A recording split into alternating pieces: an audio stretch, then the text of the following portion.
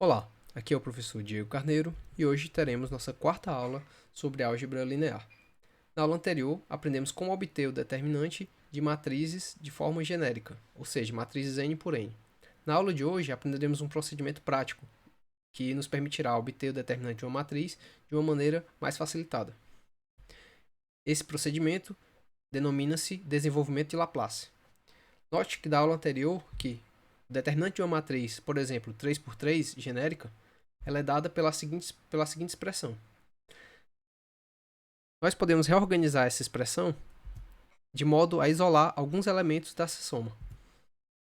Note que aqui eu isolei o elemento A11, A12 e A13, que é comum em diferentes elementos dessa soma para a obtenção do determinante. Por exemplo, A1, A1, A12, A12, A13, A13. Então, reorganizando, eu consigo reescrever o determinante dessa matriz por essa expressão. Perceba o seguinte, observe com calma cada parêntese desses. Note que ele, na verdade, trata-se de um determinante de uma matriz de ordem 2 por 2. Né? A matriz dada, essa submatriz, então, seria dada por exemplo, A21, A22, A31, A32. O determinante dela seria A21 vezes A32 menos A22 vezes A31. Então, teríamos esse produto cruzado. Dessa forma, nós conseguimos reescrever o determinante da matriz de ordem 3 em função dos determinantes das matrizes de ordem 2. Vamos reorganizar então a expressão. Então, o determinante da matriz A, ou seja, aquela matriz 3 por 3, ele vai ser A1 vezes o determinante dessa submatriz.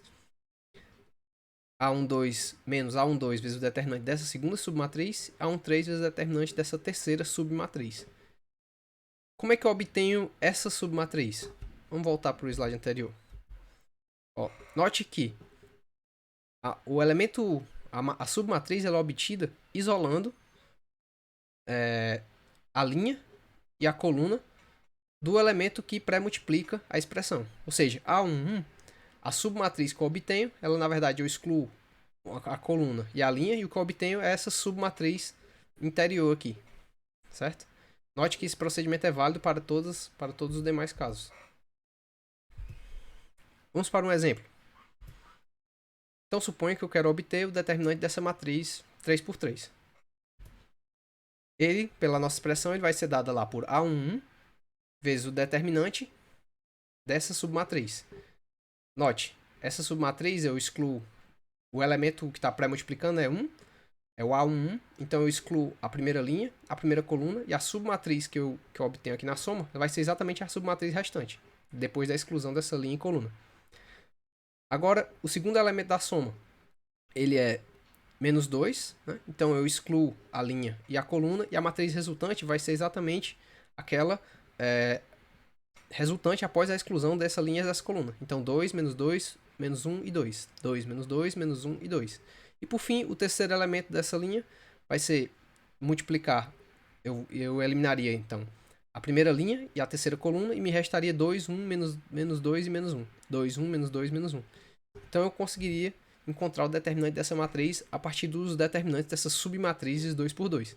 Então o determinante seria 5. Note que aqui nós conseguiríamos resolver direto um determinante de uma matriz 3 por 3 por aquelas técnicas que foram ensinadas na aula anterior. Contudo, quando eu tenho matriz de ordem maior, é bastante conveniente eu conseguir reduzir a ordem da matriz e resolver os subdeterminantes.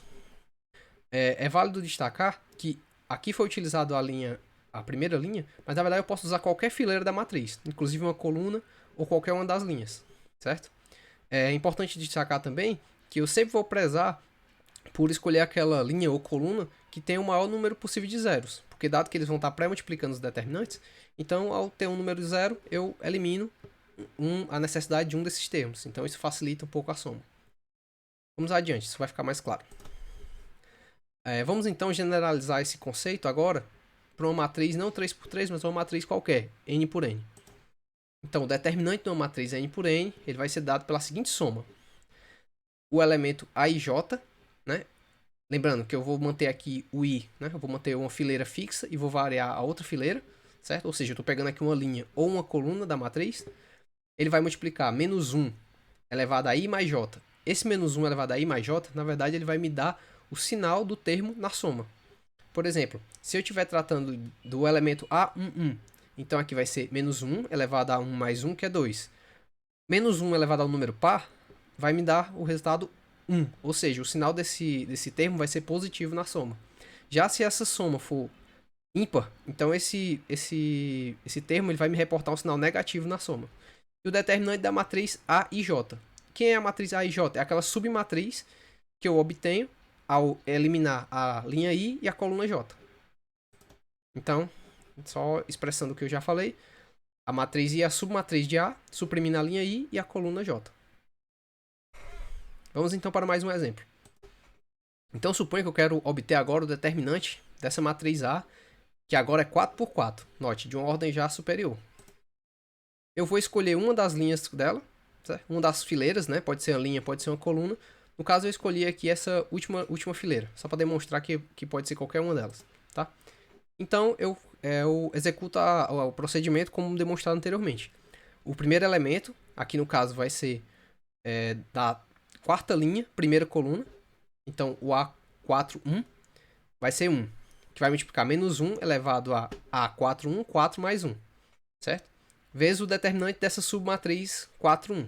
Que submatriz é essa? É a submatriz que eu obtenho quando eu elimino a primeira coluna e a quarta linha. Então vai ser essa matriz 3×3 resultante aqui. E o mesmo procedimento eu realizo para os demais. Por exemplo, o segundo termo da soma, o segundo termo da linha que foi selecionada é 0. Então é 0 multiplicando. Mas que elemento é esse? Eu estou na minha quarta linha, segunda coluna. Então 4, 2. A4, 2. Então é menos 1 elevado a 4 mais 2. Vezes o determinante da submatriz A4, 2. E quem é a submatriz A4, 2?